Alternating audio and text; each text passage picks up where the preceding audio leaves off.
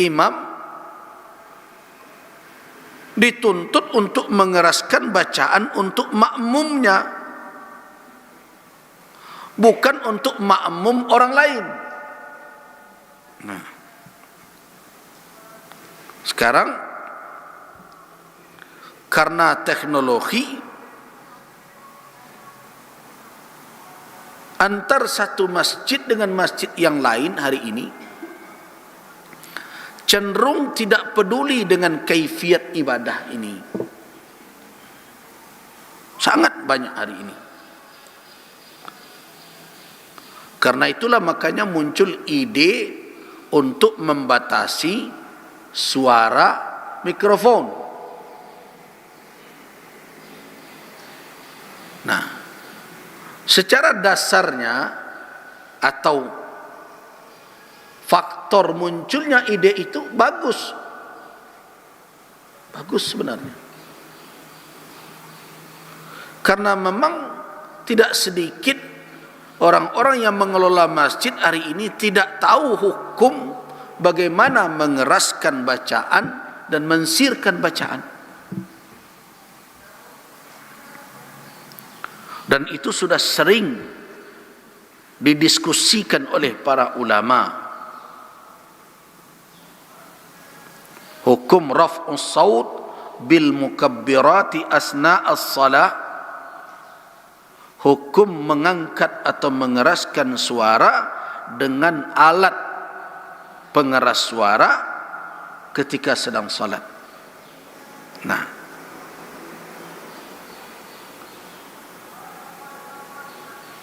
kesimpulan para ulama ketika membahas itu bahwa dilarang untuk saling mengganggu antar jamaah, begitu juga antar masjid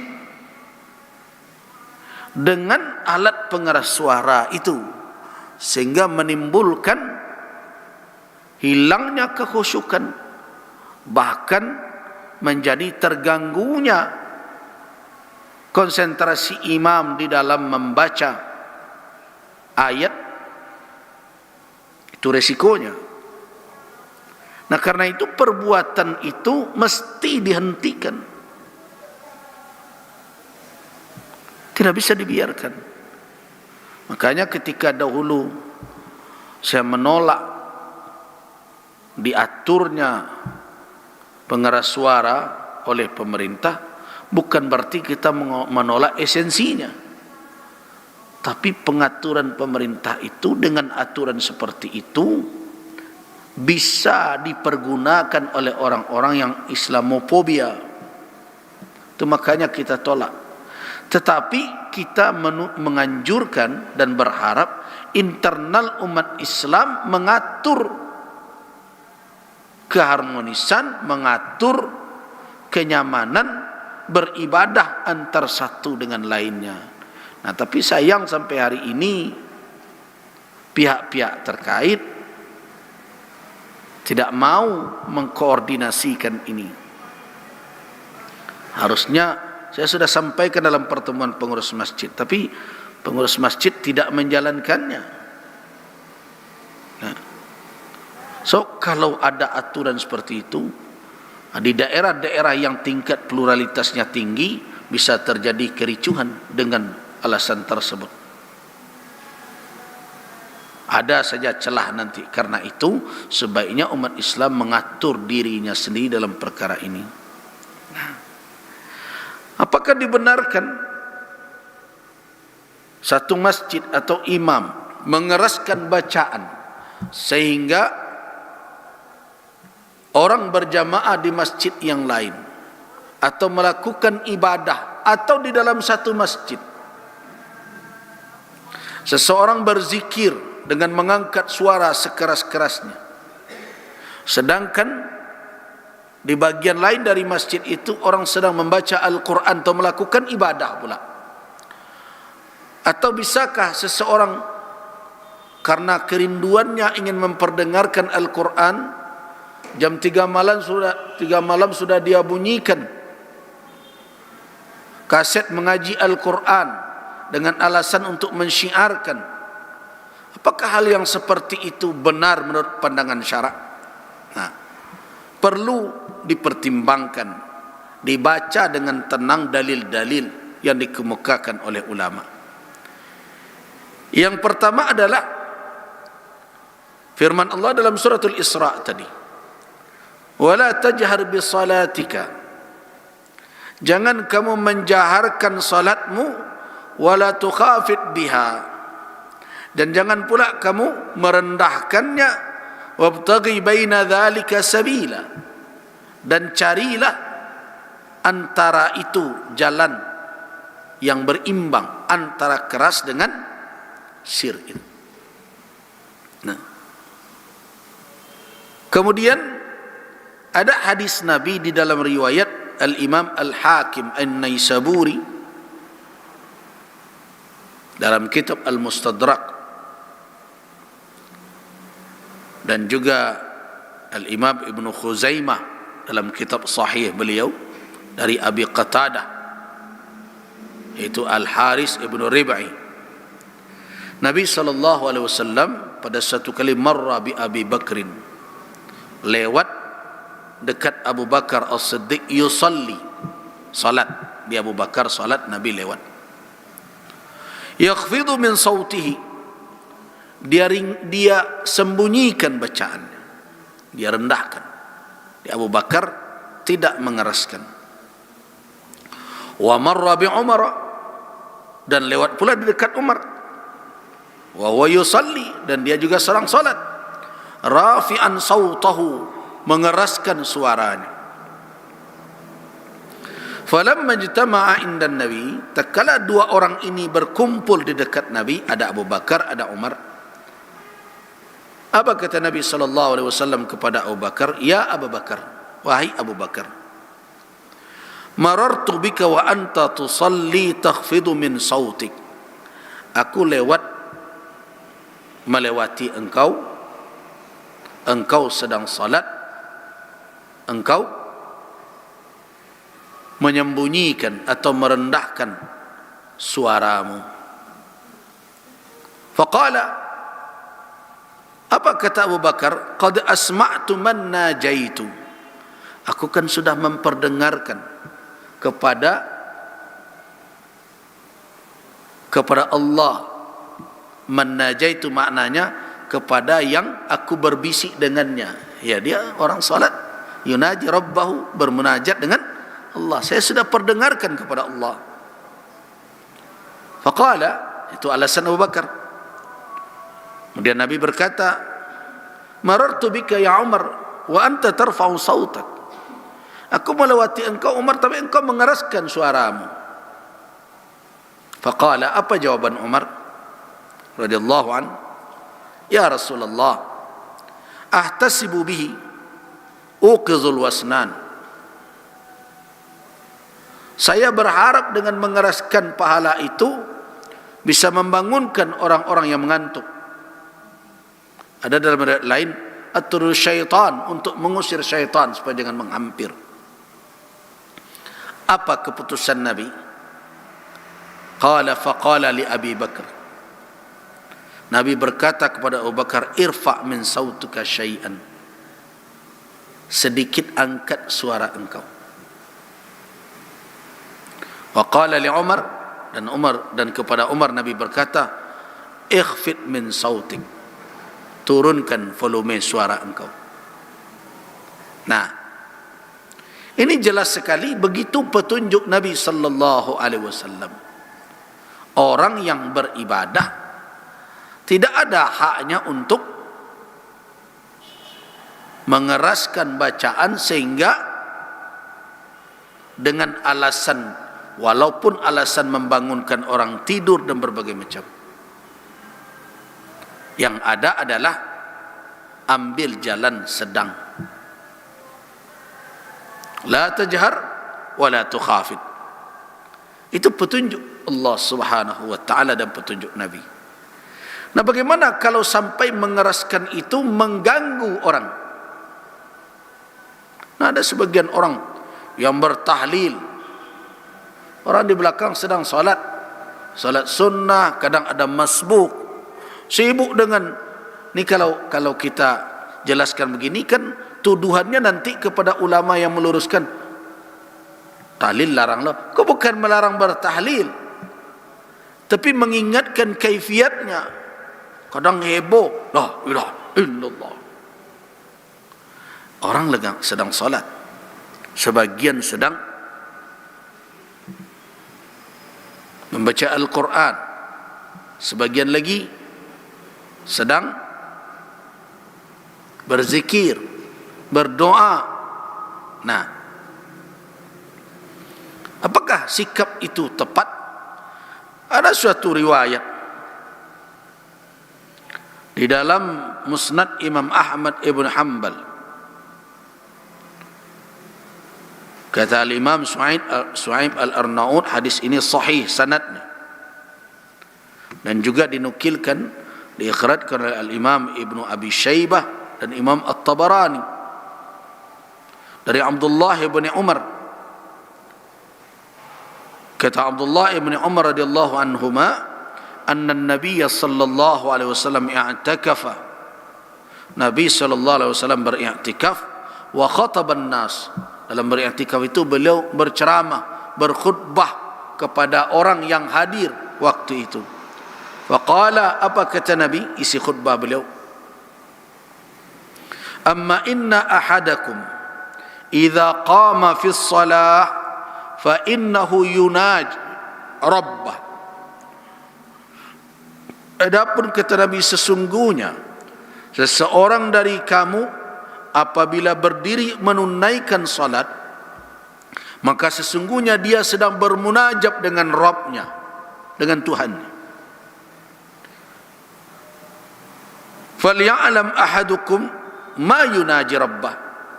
Yang pertama yang disarankan oleh Nabi, yang ditunjukkan dan diperintahkan oleh Nabi adalah, Nabi memerintahkan, hendaklah seseorang kamu itu mengetahui apa yang dia munajatkan dengan Tuhannya. Jangan mengucapkan kalimat nandak jaleh. Kemudian yang berikutnya adalah wala yajhar ba'dukum ala ba'din bil qira'ati fis shalah. Jangan sebagian kamu menjaharkan bacaannya, menandingi atau di atas yang lain di dalam salatnya. Bahkan dalam lafaz lain Nabi mengatakan wala yu'dhi ba'dukum ba'da. Janganlah sebagian kamu mengganggu sebagian yang lain dengan bacaannya. Nah, jadi apa hukumnya orang mengeraskan bacaan sehingga orang lain terganggu ibadahnya, hilang kekhusyukannya, bahkan imam lain tersalah karena kerasnya bacaannya? Itu perbuatan yang haram. Nah, itu makanya saya ingatkan pengurus masjid, kita mengurus masjid ini mencari pahala. Kalau kita biarkan itu, apalagi berbangga-bangga bertanding dengan banyaknya dan kerasnya suara mikrofon masjid kita, sudah ditambah ria, malah kita mengganggu orang beribadah. Nah, jadi jelas-jelas Al-Quranul Karim, hadis Nabi sallallahu alaihi wasallam melarang secara zahirnya apa saja yang ditimbulkan oleh seseorang yang membuat orang lain terganggu salatnya. Apakah dia imamkah atau munfaridan atau sendiri? Jadi kalau ada kita membaca Al-Quran kebetulan sendiri, kita baca ayat, kan misalnya baca, enak rasanya kita mengeraskan sendiri, kita berada di surau, di masjid, ya silahkan, tidak ada larangan untuk hal itu. Iqra, membaca, bisa sir, bisa jahar. Nah, Tapi tiba-tiba datang orang salat samping kita, maka kita bertahan, qul ya ayyuhal kafirun, orang salat samping kita.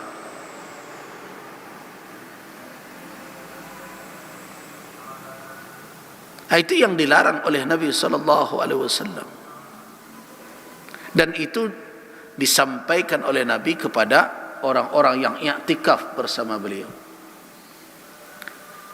Tapi hari ini banyak orang tidak memperhatikan.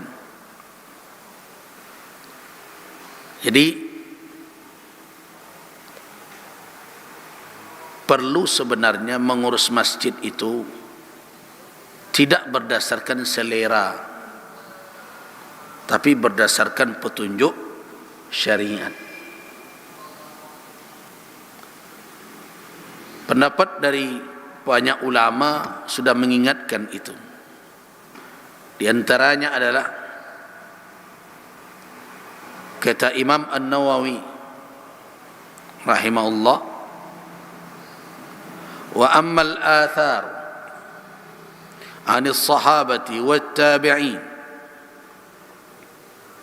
min aqwalihim wa af'alihim fa akthar min an tuhsar wa ashar min an tudhkar, wa hadha kulluhu fi man la yukhafu riya wa la i'jaban wa la nahwuhuma min al-qaba'ih wa la yu'dhi jama'atan yulabbisu alaihim salatahum wa yukhallitu alaihim. Ini di dalam kitab At-Tibyan fi adabi hamalatil Quran. Jadi sangat banyak pendapat, sangat banyak petunjuk, perkataan, perbuatan dibolehkan orang untuk membaca, tapi dengan catatan tentu orang-orang yang terjauh dari riya, bukan untuk memuaskan sikap ujub dan serupanya, dan tidak boleh mengganggu jadi jamaah yang lain sehingga mengacaukan salat mereka dan membuat mereka menjadi bercampur baur bacaan jadinya. Makmum lain karena kerasnya bacaan tak ada nak didanga, tak tentu mana ke diambil. Itu makanya di surau kita saya dari awal mau banyak biayanya atau tidak banyak terserahlah kepada pengurus. Saya katakan saya tidak ingin suara pengajian, suara bacaan salat itu dikeluarkan. Makanya Bapak dan Ibu sekarang ini suara pengajian kita terdengar enggak di luar? Tidak ada terdengar. Karena ini mic khusus untuk mikrofon ini hanya khusus untuk dalam saja. Nah, yang keluar itu apa? Azan, iqamah. Itu berapa jumlah mic kita itu? 9. Semuanya khusus untuk dalam saja. Karena itu untuk makmum, bukan untuk orang lewat.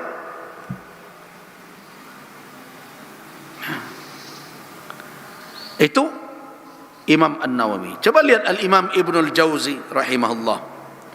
Wa qad labbasa iblisu ala qaumin al-qurra fahum yaqra'una al-Qur'an fi manaratil masjid bil-lail bil aswat al-mujtami'ah al-murtafi'ah al-juz'a wal juz'ain fa yujmi'una baina adhan nas fi man'ihim minan naumi wa baina at-ta'arrud lirriya. Coba kata Al-Imam Ibnul Jauzi dalam kitab Talbis Iblis, Iblis membuat talbis. Apa makna talbis? Memperdaya dengan cara menghiasi yang buruk sehingga terlihat baik. Itu talbis namanya. Menghiasi keburukan dengan tampilan kebaikan. Itu talbis, mempakaiani. Jadi membuatnya buruk sebenarnya, tapi dibuat packagingnya bagus.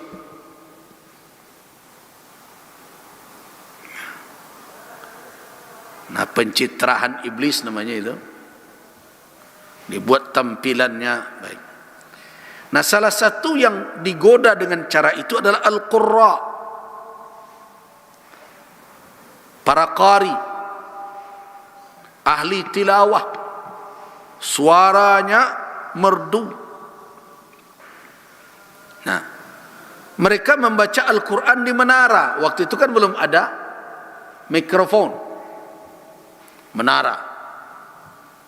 Nah, naik mereka ke menara, membacakan Al-Quran dengan keras, bil-laili, di malam hari. Jadi rupanya sudah ada dahulu. Bil aswad al-mujtami'ah al-murtafi'ah, mereka membaca bersama dengan suara yang kompak, keras, 1 juz atau 2 juz. Nah, ya tentu alasannya untuk memperdengarkan. Kata Al-Imam Ibnul Jauzi, mereka itu menghimpun 2 masalah, 2 kesalahan. Apa yang mereka himpun? Fayajma'una baina adzan nas, antara mengganggu orang yang mestinya tidur, itu hak orang, dengan apa yang kedua, at-ta'arrud lirriya, mengantarkan diri rentan dengan riya.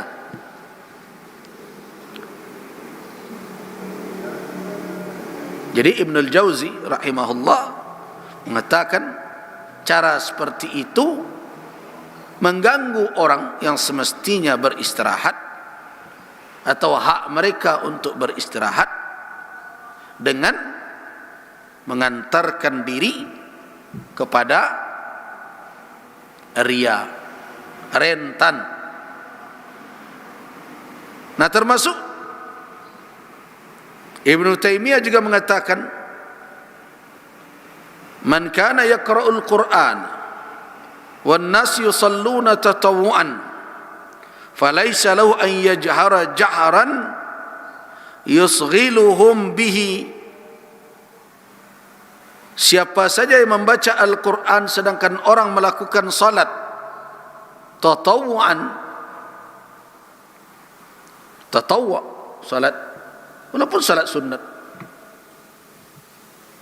falaysa lahu, tidak ada hak dia untuk menjaharkan, nah, mengeraskan bacaan Qur'annya, yusghiluhum bihi, yang akan menyibukkan atau mengganggu orang salat.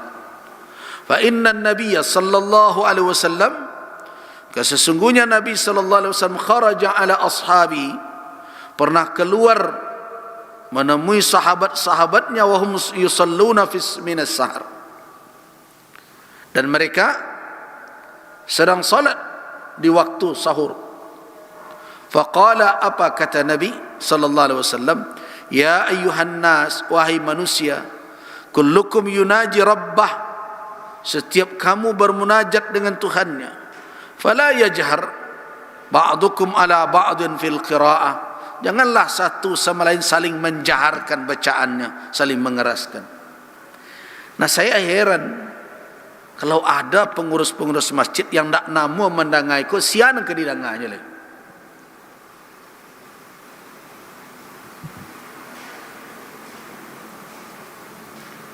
Sian ke didangalai dalam bagamu. Nah,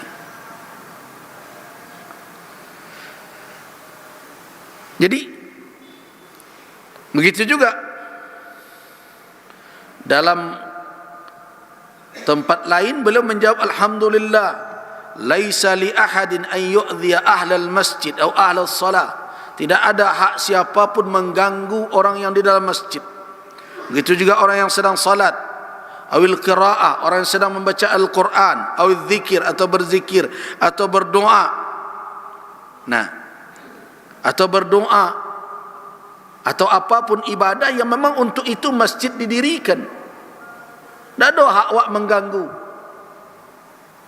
Nah, falaisa li ahadin, tidak ada hak seorang pun untuk berbuat fil masjid, di masjid.